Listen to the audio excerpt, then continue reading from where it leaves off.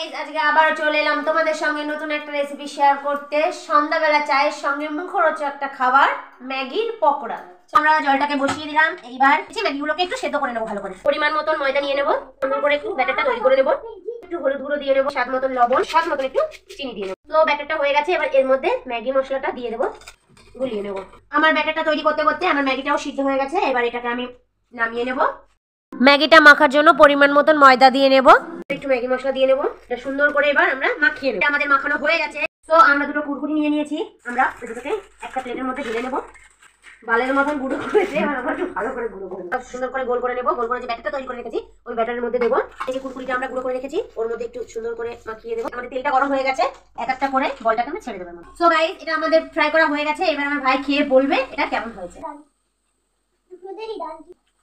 তো গাইস, খুব ভালো হয়েছে। তোমরা একবার বাড়িতে ট্রাই করো, আর একটা লাইক আর সাবস্ক্রাইব অবশ্যই করো। টাটা।